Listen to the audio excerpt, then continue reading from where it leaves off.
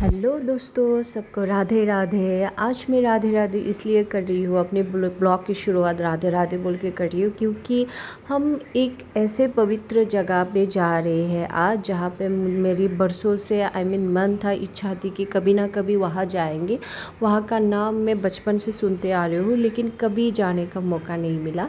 So hey everyone, welcome back again to my channel happy Sana blog. So आज हम जा रहे हैं जहाँ पर हमारी श्री कृष्ण जी, जो हमारी सृष्टि करता है, जो लीलाएं करते आ रहे हैं, उनके जन्मभूमि पर, जिसका नाम है वृंदावन। सो हर किसी का मन्नत होती है कि वो एक ना एक बार तो इस पृथ्वी को छोड़ने से पहले वृंदावन के दर्शन करे। सो आज वो दिन आ चुके हैं और सुबह सुबह हम निकल गए, मैं अपने हस्बैंड के साथ श्री कृष्ण जी का नाम लेकर। तो दोस्तों, आगरा से मथुरा पहुंचने के लिए कम से कम, अगर आप बाइक से सफ़र कर रहे होते हो तो कम से कम 4 घंटा तो चाहिए होता है, क्योंकि बीच में कभी किसी को रुकना पड़ता है, लंबा सफ़र होता है ये। वहाँ के लिए तो लंबा सफ़र ही है, लेकिन हमारे जाते जाते, क्योंकि हम बहुत सुबह निकले, तो एक प्रॉब्लम हो गई थी, टायर पंक्चर हो गया था। तो बीच में हम रुके थे और टायर सही करवाए। और ये आता है टोल, तो वहाँ पर एक ही स्टेप में बहुत सारे टोल आ जाते हैं, तो वहाँ पर हम रुके थोड़ी देर के लिए। क्योंकि मेरे हस्बैंड को हमेशा, जो जितना भी ब्लॉग देखा होगा, मैं हमेशा बोलती रहती हूँ, इसको चाहिए होता है गर्मा गर्म चाय सुबह सुबह। लेकिन अगर मैं कहीं मंदिर पे जा रही होती हूँ भगवान के दर्शन करने के लिए या फिर पूजा पाठ कुछ भी करने के लिए, तो मैं पानी भी नहीं पीती। लेकिन ये लंबा सफ़र था तो मैंने सिर्फ पानी पिया है, मैं कुछ खाती पीती नहीं हूँ। तो यहाँ पर देखिए, ये है मेरे पीछे टोल। तो एक टोल आता है यहाँ पर आगरा से मथुरा जाने के टाइम में। और मेरे हस्बैंड यहाँ पर देखिए 6 फीट का आदमी ऐसे खड़ा है। इसको चाहिए ही चाहिए, वरना ये शायद मेरे को लेके ही नहीं जाएगा, मुझे बाइक ही ना चला पाए। ऐसी हालत हो जाती है कि मुझे चाय तो चाहिए, चाहे वो बुखार रह लेगा, कुछ कर ले, कुछ भी नहीं खाएगा, लेकिन चाय इसको चाहिए ही होता है। और मैं ऐसे ही बैठी हूँ क्योंकि मुझे ना कुछ खाना है ना पीना है। जब भी मुझे अगर प्यास लगे, मतलब ऐसा है कि जब प्यास लगेगी तभी मैं पानी पीऊँगी, लेकिन इससे पहले मैं नहीं पीऊँगी। मैंने बोल दिया मेरे हस्बैंड को। तो चाय पीते हुए यहाँ पर हम थोड़ा सा रेस्ट भी कर लिया हमने। और यहाँ काफ़ी सारे लोग भी टिफ़िन वगैरह करके जाते हैं, सुबह का नाश्ता वगैरह जो भी है यहाँ पर, पूरी सब्जी वगैरह सब कुछ मिलता है। और क्या क्या मिलता है मुझे इतना ध्यान नहीं दिया। और यहाँ पे एक हमें मिला है डॉगी, जो बहुत ही हेल्दी था और सुंदर था। और एक अंकल उसको खिला रहे थे बिस्किट, और ये डॉगी भी उसके पीछे पीछे जा रहा था, उछल रहा था। शायद एवरीडे वो फीड करते होंगे, इसको खिलाते होंगे, इसीलिए वो जानते हैं। सो अभी हम निकल गए फिर से यहाँ पर चाय पीने के बाद, मेरे हस्बैंड। और आगरा की मथुरा के रोड में जो जो जगह पड़ती है, थोड़ा सा फेमस जगह, मैं नाम भूल गई, सॉरी।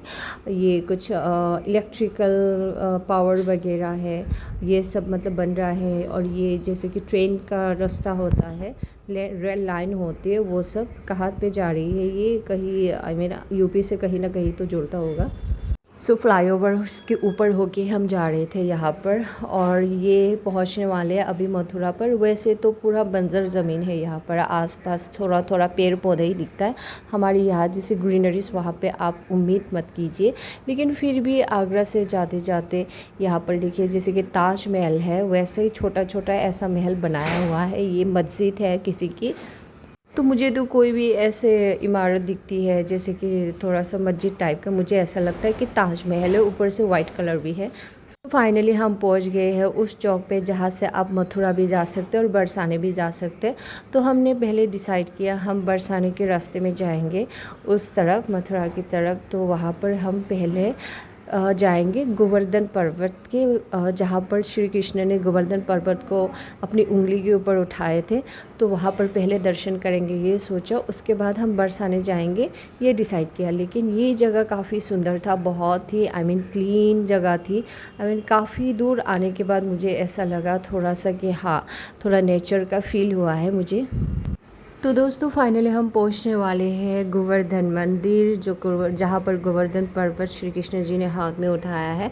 अगर आप ये तो पहुंच गए हम वहाँ पर, अगर आप परिक्रमा करना चाहते हैं, चल कर मंदिर का दर्शन करना चाहते हैं, जैसे कि कोई कोई चल के जाता है भी 20 किलोमीटर 15 किलोमीटर आपकी मर्ज़ी होता है जिसको परिक्रमा करनी होती है, लेकिन हमारे पास उतना टाइम नहीं था। ऊपर से बहुत सारी काफ़ी धूप भी है। आई मीन कोई कोई कर लेता है बट मुझसे उतना गर्मी बर्दाश्त नहीं है। हमने कभी इतना टेम्परेचर हाई टेम्परेचर में हमारे बचपन से लेकर हमें कभी रहा नहीं, आदत नहीं है।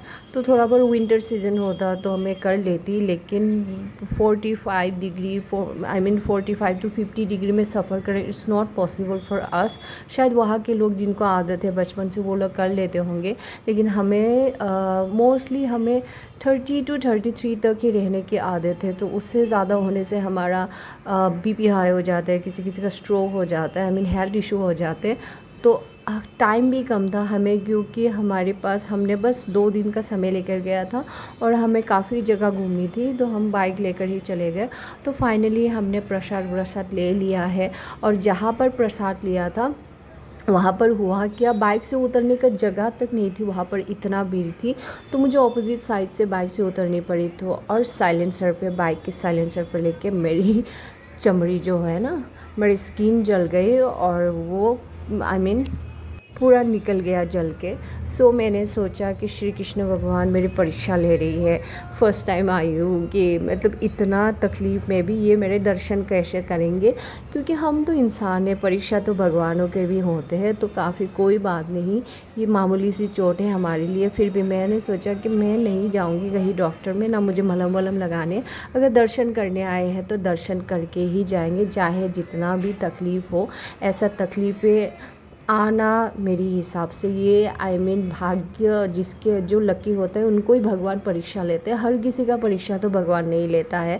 सो मेरा पहली बार परीक्षा लिया और यहाँ पर मैं तो दर्शन कर लिया, और इसके बाद मेरे हस्बैंड यहाँ पर दर्शन करने के बाद और भी हाथ जोड़ रही है। एक्चुअली मेरे हस्बैंड बहुत ही, मैं कहता हूँ कि आजकल के ज़माने में बहुत ही कम ऐसे हैं जो भगवान को इतना मानते हैं।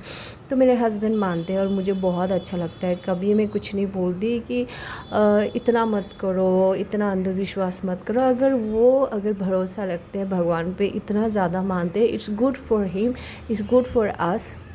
सो फाइनली वहाँ पर नीचे के मेन मंदिर के ऊपर और एक मंदिर है जहाँ पर शिव जी का शिवलिंग भी है। तो वहाँ पर बहुत सारे ऐसे फ़ोटो लगा हुआ था जहाँ पर कहानी बनाया हुआ था। बहुत सारे देख के आपको पता चल जाए कि क्या क्या हुआ था। यहाँ पर श्री कृष्ण महाभारत हर एक भगवान का तस्वीर लगा हुआ था, तो जिनसे आपको कहानी भी पता चल जाता है हमारी जो सनातन धर्म की। तो यहाँ पर ना एक शांति थी, सुकून था। इवन मैं तो शिव जी का बहुत बड़ा भक्त हूँ, श्री कृष्ण जी को तो मानती हूँ, लेकिन मैं ऐसा कुछ नहीं कि मैं इसको नहीं मानती हूँ, इसको नहीं मानती, बस शिव जी का मैं बहुत बड़ा भक्त हूँ। तो फाइनली यहाँ पे शिवलिंग भी है, लेकिन पहले हमें पता नहीं था कि यहाँ पे जल लोग आके यहाँ पर बकेट से पानी जो होता है ना शिव जी को चढ़ा रहे थे, लेकिन हमने सोचा वो कहीं से खुद से ला रहे हैं। तो पहले तो मैं हाथ से लेके आके उसको जल चढ़ा रही थी, लेकिन हाथ से कितना ही होगा। फिर मैंने अचानक से ध्यान दिया, वहाँ के एक अंकल बकेट उठा के उसी टेप से, मैंने वहाँ पर टेप लगाया होता, वहाँ से पानी भर के यहाँ पर शिव जी को चढ़ा रहे थे। तो मैं भी लेकर गई बकेट और मैंने भी अच्छे से शिव जी को जल चढ़ाया और बहुत ही सारा आशीर्वाद मांगे उनसे जो भी। तो काफ़ी लोग यहाँ पे अपने फैमिली के साथ आते हैं, यहाँ बैठते हैं, बैठ के यहाँ पर कथाएं सुनते हैं। तो मैं और मेरा हस्बैंड भी थोड़ी देर यहाँ पर रुके बैठे। यहाँ पर माँ राधा का भी मूर्ति था, उसका पूजा हो रही थी, तो यहाँ पर हम काफ़ी देर बैठे थे। तो पूजा के टाइम में मैंने कुछ रिकॉर्ड वगैरह नहीं किया। फिर हम वहाँ से चल पड़े, पूजा ख़त्म होने के बाद, क्योंकि शाम को मंदिर बंद हो जाएगी। तो अभी हम चल रहे हैं यहाँ पर बरसाने की तरफ, जहाँ पर माँ राधा रानी का जन्म हुआ था, जन्म स्थान है। तो बरसाने बहुत ही ऊंची पहाड़ में है। दोस्तों आज की ब्लॉग में यहाँ तक कि आप लोगों को टाटा बाय बाय करते हैं। नेक्स्ट पार्ट में बरसाना मंदिर और काफ़ी जगह दिखाएंगे, तो ऐसे ही जुड़े रहिए हमारी ब्लॉग में। Thank you.